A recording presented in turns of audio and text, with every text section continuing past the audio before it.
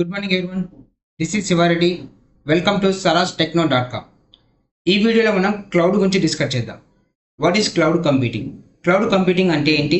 Cloud computing నేర్చుకోవాలంటే prerequisite ఏమైనా ఉన్నాయా? అలాగే బిఫోర్ క్లౌడ్ ఎలా ఉంది, వన్స్ క్లౌడ్ వచ్చిన తర్వాత ఎలా ఉంది, ఈ క్లౌడ్ను ప్రొవైడ్ చేసే కంపెనీస్ ఏమేమి ఉన్నాయి మార్కెట్లో, ఇవి మనం ఈ వీడియోలో డిస్కస్ చేద్దాం. First, what is cloud computing? Cloud computing అంటే ఏంటి? Running our services on someone infrastructure is called as a cloud computing. అంటే మన యొక్క సర్వీసెస్ అనేది ఇంకొకరి యొక్క ఇన్ఫ్రాస్ట్రక్చర్లో వర్క్ అయ్యేదాన్ని క్లౌడ్ కంప్యూటింగ్ అంటాం. సపోజ్ మీరు ఒక ఆర్గనైజేషన్లో వర్క్ చేస్తున్నారు అనుకోండి. ఒక ఆర్గనైజేషన్లో వర్క్ చేస్తున్నప్పుడు మీరు ఒక అప్లికేషన్ని డెవలప్ చేస్తున్నారు అనుకోండి. ఆ డెవలప్ చేసేదానికోసం ఎంటైర్ ఇన్ఫ్రాస్ట్రక్చర్ అంతా మన ఆఫీస్లో సెటప్ చేయకుండా ఇంకొకరి యొక్క ఆఫీస్లో సెటప్ చేసేదాన్నే క్లౌడ్ కంప్యూటింగ్ అంటాం. అంటే ఒక అప్లికేషన్ డెవలప్ చేస్తూ ఉంటే దానికి కావాల్సిన సర్వర్స్ కానీ, డేటా సెంటర్స్ కానీ, నెట్వర్కింగ్ సెటప్ అంతా మన ఆఫీస్లో కాకుండా ఇంకొకరి యొక్క ఇన్ఫ్రాస్ట్రక్చర్లో సెటప్ చేసేదాన్నే క్లౌడ్ కంప్యూటింగ్ అంటాము. అందుకే రన్నింగ్ అవర్ సర్వీసెస్ అంటే మన యొక్క సర్వీసెస్ అనేది ఆన్ సమ్వన్స్ ఇన్ఫ్రాస్ట్రక్చర్, ఇంకొకరి యొక్క ఇన్ఫ్రాస్ట్రక్చర్లో వర్క్ అయ్యేదాన్ని క్లౌడ్ కంప్యూటింగ్ అంటాం. Right.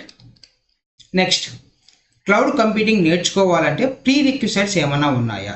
Yes, basic computer knowledge అనేది ఉండాలి. అంటే కంప్యూటర్ నాలెడ్జ్ మినిమం మీకు ఐడియా ఉండాలి.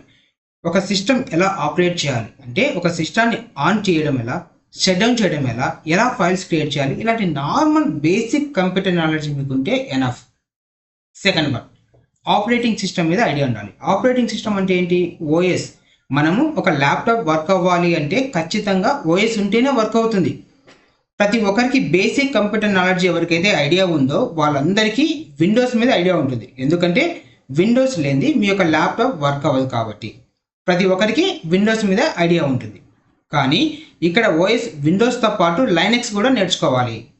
విండోస్ ఆల్రెడీ మీకు తెలుసు కాబట్టి లైనెక్స్ ఎంతవరకు అవసరం అనేది మన కమింగ్ క్లాస్లో చాలా క్లియర్గా ఎక్స్ప్లెయిన్ చేస్తాం. Next, networking concepts. ఈ నెట్వర్కింగ్ కాన్సెప్ట్స్ కూడా చాలా ఇంపార్టెంట్. ఇవి కూడా మీకు ఐడియా ఉండాలి. వీటి గురించి కూడా నేను చాలా క్లియర్గా ఎక్స్ప్లెయిన్ చేస్తా కమింగ్ వీడియోస్లో. ఎందుకు నెట్వర్కింగ్ కాన్సెప్ట్స్ అంటే మీ యొక్క ల్యాప్టాప్ వర్క్ అవ్వాలి అంటే ఓఎస్తో పాటు నెట్వర్కింగ్ కూడా ఉంటేనే లోపల సెటప్ చేస్తారు. నెట్వర్కింగ్ అదంతా ప్రాపర్గా ఉంటేనే మీ ల్యాప్టాప్ అనేది ప్రాపర్గా వర్క్ అవుతుంది. సేమ్ లైక్ సర్వర్స్ కూడా వర్క్ అవ్వాలి అంటే ఖచ్చితంగా నెట్వర్కింగ్ కాన్సెప్ట్స్ ఉంటేనే సర్వర్స్ అనేది వర్క్ అవుతాయి. ఎక్కడ? క్లౌడ్లో. మీరు క్లౌడ్కి మైగ్రేట్ అయినప్పుడు క్లౌడ్లో ఖచ్చితంగా నెట్వర్కింగ్ కాన్సెప్ట్ సెటప్ చేస్తేనే వాటిని బేస్ చేసుకొని సర్వర్స్ అనేది క్రియేట్ చేస్తాం. కాబట్టి నెట్వర్కింగ్ కాన్సెప్ట్స్ కూడా చాలా క్లియర్గా కమింగ్ వీడియోస్లో ఎక్స్ప్లెయిన్ చేస్తాను, డోంట్ వరీ. ఇవన్నీ వచ్చిన తర్వాత నెక్స్ట్ క్లౌడ్ అనేది నేర్చుకోవాలి. Okay. Before cloud, after cloud. Cloud రాకముందు ఎలా ఉంది, వన్స్ క్లౌడ్ వచ్చిన తర్వాత ఎలా ఉంది? క్లౌడ్ రాకముందు ఏమంటామంటే ఆన్ ప్రెమిసెస్ అంటాం. క్లౌడ్ రాకముందు ఆన్ ప్రెమిసెస్ అంటాం. ఈ ఆన్ ప్రెమిసెస్ ఏంటంటే, ఇప్పుడు సపోజ్ నేను ఒక ఈ కామర్స్ బిజినెస్ స్టార్ట్ చేశాను అనుకోండి. ఈ కామర్స్ బిజినెస్ అంటే ఏంటి? లైక్ ఏ అమెజాన్, ఫ్లిప్కార్ట్, ఇటువంటి వాటిని మనం ఏమంటామంటే ఈ కామర్స్ బిజినెస్ అంటాం. వాటి యొక్క మెయిన్ ఇంటెన్షన్ ఏంటంటే వాళ్ళ ప్రోడక్ట్స్ని సేల్ చేసుకోవడం. ఇప్పుడు మనం బిఫోర్ క్లౌడ్ రాకముందు ఈ కామర్స్ బిజినెస్ అనేది ఎలా ఉంది అనేది డిస్కస్ చేద్దాం. సపోజ్ ఇప్పుడు బిఫోర్ క్లౌడ్ ఈ కామర్స్ స్టార్ట్ చేసినప్పుడు దాన్ని ఏమంటాం? ఆన్ ప్రెమిసెస్ అంటామన్నా. ఈ on ప్రెమిసెస్లో e commerce business start చేసినప్పుడు ఎలా ఉంటుంది అంటే, ఒక ఆఫీస్ ఎక్కడైతే పెడుతున్నామో, ఒక ఆఫీస్ ఎక్కడైతే ఉందో అక్కడే ప్రతిదీ మనం ఫిజికల్గా సెటప్ చేయాలి. అంటే ఒక ఇన్ఫ్రాస్ట్రక్చర్ మొత్తం, అంటే మన కంపెనీకి కావాల్సిన ప్రతి సెటప్ లైక్ సర్వర్స్ కావచ్చు, డేటా సెంటర్స్ కావచ్చు, సాఫ్ట్వేర్స్ కావచ్చు, వాటి అప్డేట్స్ కావచ్చు, నెట్వర్కింగ్ కాన్సెప్ట్స్ కావచ్చు, మొత్తం ప్రతిదీ మనం కొని మన యొక్క కంపెనీ ఎక్కడైతే ఉందో అక్కడే ఈ ఇన్ఫ్రాస్ట్రక్చర్ మొత్తం సెటప్ చేయాలి. దీనికంటే హ్యూజ్ అమౌంట్ అవుతుంది. అలాగే అది కొనడం ఒకటే కాదు, దాని మెయింటెనెన్స్ కూడా మన బాధ్యతే. కాబట్టి ఎక్స్ట్రా బర్డన్ అవుతుంది, ఎక్స్ట్రా అమౌంట్ అనేది పే చేయాలి. ఇక్కడ ఈ బిఫోర్ క్లౌడ్లో, ఆన్ ప్రెమిసెస్లో. అయినా పర్లేదు, నా కాడ ఎక్స్ట్రా అమౌంట్ ఉంది, నేను పే చేస్తాను, అయినా పర్లేదు అనుకుంటే, సపోజ్ నా వెబ్సైట్కి అంటే ఈ కామర్స్ బిజినెస్ అనే వెబ్సైట్కి ప్రతిరోజు 10,000 మెంబర్స్ కనెక్ట్ అయ్యే విధంగా నేను సర్వర్స్ డేటా సెంటర్స్ అన్నీ సెటప్ చేశాను. ప్రతిరోజు నాకు 10,000 మెంబర్స్ కనెక్ట్ అవుతున్నారు. అంతా బాగానే ఉంది. నా సర్వర్స్ ప్రాపర్గా ఓపెన్ అవుతున్నాయి. నా సర్వర్స్ ప్రాపర్గా ఓపెన్ అవుతున్నాయి అంటే గూగుల్లోకి వెళ్ళి www.flipkart.com అనగానే నాకు చాలా స్పీడ్గా ఓపెన్ అవుతుంది. ఓకే, అంతా ఓకే. ఇప్పుడు నాకేంటి, ప్రతిరోజు 10,000 మెంబర్స్ కనెక్ట్ అవుతున్నారు కదా, ఇప్పుడు నాకు ఎక్స్ట్రా కస్టమర్స్ కావాలి. ఎక్స్ట్రా కస్టమర్స్ కావాలంటే నేనేం చేస్తున్నానంటే ఒక ఆఫర్ ఇస్తున్నా. దీపావళి దసరా టైంలో నేను ఒక ఆఫర్ రిలీజ్ చేస్తున్నా. ప్రతి ప్రోడక్ట్ మీద 40% ఆఫర్ ఉంది అని దీపావళి దసరా టైంలో నేను ఒక ఆఫర్ ఇచ్చా. ఇటువంటి టైంలో నాకు కస్టమర్స్ 10,000 కాస్త ఒక్కసారిగా 1 lakh మెంబర్స్ కనెక్ట్ అయ్యారు, 2 lakhs మెంబర్స్ కనెక్ట్ అయ్యారు. అప్పుడు ఏమవుతుంది, నా సర్వర్కి అంత కెపాసిటీ లేదు. నా సర్వర్స్కి ఓన్లీ ప్రతిరోజు 10,000 మెంబర్స్ కనెక్ట్ అయితేనే అది ప్రాపర్గా వర్క్ అవుతుంది. ఒక్కసారిగా 1 lakh మెంబర్స్ కనెక్ట్ అయితే నా సర్వర్స్ అనేది హ్యాంగ్ అయిపోతాయి.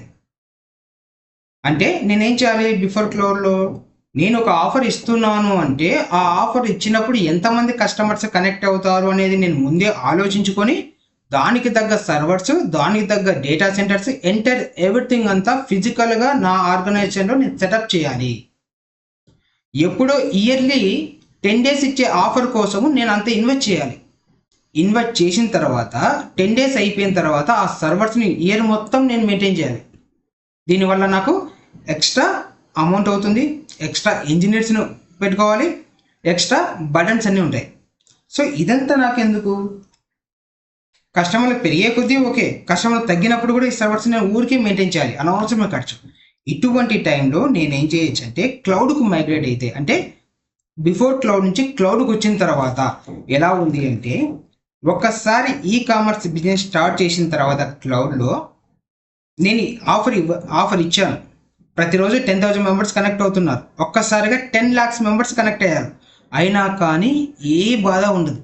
ఎందుకంటే క్లౌడ్లో మనకు ఒక ఆటో స్కేలింగ్ అనే కాన్సెప్ట్ ఉంది. ఈ ఆటో స్కేలింగ్ అనే కాన్సెప్ట్ ఏం చేస్తుందంటే, మీకు కస్టమర్స్ ఎంతమంది అయినా పెరగని, 1 lakh, 2 lakh, 10 lakhs, 20 lakhs, 30 lakhs, 1 crore ఎంతమంది కస్టమర్స్ పెరిగినా ఆ కస్టమర్స్కి తగ్గట్టు ఈ ఆటో స్కేలింగ్ అనే కాన్సెప్ట్ యూజ్ చేసుకొని ఏమవుతుందంటే సర్వర్స్ని అప్ చేస్తుంది. కస్టమర్స్ తగ్గే కొద్దీ ఆటోమేటిక్గా ఈ ఆటో స్కేలింగ్ అనే కాన్సెప్ట్ ఏం చేస్తుందంటే సర్వర్స్ని డౌన్ చేస్తుంది. అంటే ఇక్కడ ఏమవుతుంది, ఎప్పటికీ వెబ్సైట్ మనది అప్లోనే ఉంటుంది. లైక్ www.flipkart.com అని హిట్ చేస్తే ఎంతమంది కనెక్ట్ అయినా మీకు పేజ్ అనేది ప్రాపర్గా డిస్ప్లే అవుతుంది. ఎప్పుడు క్లౌడ్కు మైగ్రేట్ అయితే. అదే బిఫోర్ క్లౌడ్ అయితే కస్టమర్లు పెరిగే కొద్దీ మన సర్వర్స్ ఎంతవరకు ఉన్నాయో అంతవరకు మాత్రమే ప్రాపర్గా వర్క్ అవుతుంది, తర్వాత హ్యాంగ్ అయిపోతుంది. అదే క్లౌడ్ వచ్చిన తర్వాత ఆ బాధే లేదు. ఎంతమంది కస్టమర్స్ పెరిగినా కానీ ఆటోమేటిక్గా అప్ అవుతుంది, కస్టమర్స్ తగ్గే కొద్దీ ఆటోమేటిక్గా డౌన్ అవుతుంది. ఇది బిఫోర్ క్లౌడ్కి ఆఫ్టర్ క్లౌడ్కి ఒక స్మాల్ ఎగ్జాంపుల్ చెప్పాను అంతే. ఇంకా కమింగ్ వీడియోస్లో చాలా క్లియర్గా చాలా ఎక్స్ప్లెనేషన్స్ అనేది ఉంటాయి.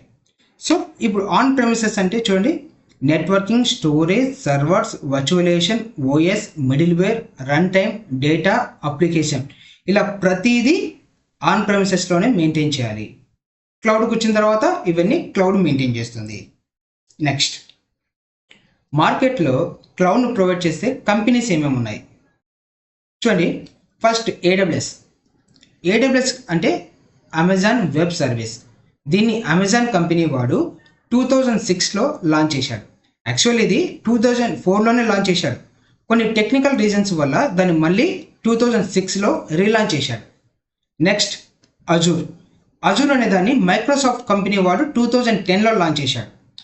నెక్స్ట్, జీసీపీ అనే క్లౌడ్ని గూగుల్ కంపెనీ వాడు 2008లో లాంచ్ చేశాడు. ఇక్కడ చూడండి, క్లౌడ్ ప్రొవైడర్స్ ఇంకా ఉన్నాయి, కానీ మార్కెట్లో famous clouds AWS, Azure, GCP. వీటిలో కూడా ఏడబ్ల్యూఎస్, అజూర్ అనేది టాప్లో ఉన్నాయి. ఫస్ట్ ఏడబ్ల్యూఎస్ ఉంది, తర్వాత అజూర్ ఉంది. ఎందుకు ఏడబ్ల్యూఎస్ టాప్లో ఉంది అంటే ఏడబ్ల్యూఎస్ అనేది ఎర్లీ బర్డ్. ప్రపంచంలో ఎవరికీ కానీ క్లౌడ్ అనేది తెలియక ముందే ఏడబ్ల్యూఎస్ అనేది అమెజాన్ వాడు మార్కెట్లోకి తీసుకొని వచ్చాడు. కాబట్టి ప్రతి ఒక్కరు ఆన్ ప్రెమిసెస్ నుంచి ఏడబ్ల్యూఎస్కి మైగ్రేట్ అయ్యారు.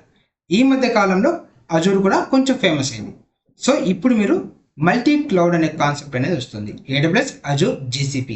ఇక్కడ ఏంటంటే AWS నేర్చుకుంటే అజూర్, GCP అనేది చాలా తక్కువ టైంలో నేర్చుకోవచ్చు. అజూర్ నేర్చుకుంటే GCP, AWS అనేది కూడా చాలా తక్కువ టైంలో నేర్చుకోవచ్చు. ఎందుకంటే ఒక ఎగ్జాంపుల్ చెప్తా చూడండి. మీకు ఒక రెడ్మీ మొబైల్ ఉంది. రెడ్మీ మొబైల్ మీరు ఆపరేట్ చేయగలుగుతున్నారు అంటే రిమైనింగ్ మొబైల్స్ కూడా మీరు ఆపరేట్ చేయగలుగుతారు. ఓకే, మీకు రెడ్మీ ఉంది, నాకు ఒప్పో ఉంది, లేదా రియల్మీ ఉంది. నా ఫోన్ మీకు ఇస్తే మీరు అది కూడా ఆపరేట్ చేయగలుగుతారు. ఇక్కడ నేనేం చెప్పాలనుకుంటున్నా అంటే ఫోన్ అంతా అది రెడ్మీ అయినా, రియల్మీ అయినా, ఒప్పో అయినా, శాంసంగ్ అయినా, నోకియా అయినా ఏదైనా ఒకటే పర్పస్ కోసమే యూజ్ చేస్తున్నాం. సేమ్ లైక్ క్లౌడ్లో AWS అయినా, అజూర్ అయినా, GCP అయినా ఒకటే పర్పస్ కోసమే యూజ్ చేస్తాం. అయితే ఇక్కడ ఏం డిఫరెన్స్ అవుతుందంటే టర్మినాలజీ. AWSలో ఒక నేమ్ ఉంటుంది, అజూర్లో అదే నేమ్ ఇంకో నేమ్గా ఉంటుంది. బట్ రెండింటి యొక్క పర్పస్ ఒకటే, టర్మినాలజీ మాత్రమే మారుతుంది. ఓకే, ఇప్పుడు మనము AWS వర్సెస్ టర్మినాలజీ ఏంటో చూద్దాం. టర్మినాలజీ మాత్రమే AWSలో ఎలా పిలుస్తాం, అజూర్లో ఎలా పిలుస్తామని కొన్ని మాత్రమే డిస్కస్ చేద్దాం. ఈ సర్వర్స్ అంటే ఏంటి, images, configuration, storage, security, monitoring, వీటి గురించి కమింగ్ వీడియోస్లో చాలా క్లియర్గా ఎక్స్ప్లెయిన్ చేస్తాను. ప్రస్తుతానికి టర్మినాలజీ మాత్రమే చూద్దాం. సర్వర్స్ని మన AWSలో అయితే అమెజాన్ EC2 అంటాం. అదే అజూర్లో అయితే అజూర్ వర్చువల్ మిషన్ అంటాం. అదే ఇమేజెస్ని AWSలో అయితే AMI అమెజాన్ మిషన్ ఇమేజ్ అంటాం. అజూర్లో అయితే వర్చువల్ మిషన్ ఇమేజ్ అంటాం. కాన్ఫిగరేషన్ AWSలో అయితే ఇన్స్టాంట్ టైప్ అంటాం, అజూర్లో అయితే VM సిరీస్ అంటాం. ఓఎస్ని అయితే AWSలో రూట్ వాల్యూమ్ అంటాం, అజూర్లో అయితే OS డిస్క్ టైప్ అంటాం.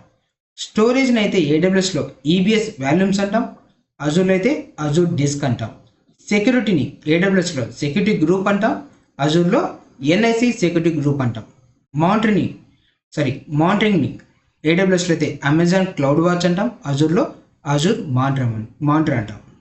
ఓకే, నెట్వర్కింగ్ని AWSలో VPC అంటాం, అజూర్లో అయితే VNet అంటాం. స్కేలింగ్ని AWSలో అయితే ఆటో స్కేలింగ్ అంటాం, అజూర్లో VM స్కేల్ సెట్ అంటాం. ఓకే, అజూరు AWS రెండు సేమ్, అయితే కంపెనీస్ డిఫరెంట్. ప్రతి సర్వీస్ని AWSలో ఒక నేమ్ ఉంటుంది, అజూర్లో ఇంకో నేమ్ ఉంటుంది, బట్ పర్పస్ ఒకటే. EC2 ఎందుకు యూజ్ చేస్తాం AWSలో అంటే సర్వర్స్ని క్రియేట్ చేసేదానికోసం యూజ్ చేస్తాం.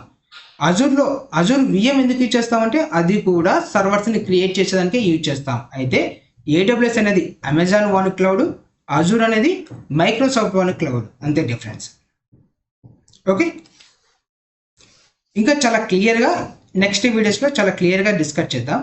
మీకు ఏ డౌట్స్ ఉన్నా స్క్రీన్ మీద కనిపిస్తున్న ఆ మొబైల్ నెంబర్కి ఫోన్ చేయండి, లేదా ఆ మెయిల్కి కాంటాక్ట్ అవ్వండి. అలాగే ప్రతిరోజు ఒక క్లాస్ ఉంటుందండి, ఆ క్లాస్ కూడా విని మీ డౌట్స్ అనేది క్లియర్ చేసుకోండి. ఏ డౌట్స్ ఉన్నా ఎనీ టైం నా నెంబర్కి ఫోన్ చేయండి. ఓకే, థ్యాంక్ యూ అండి.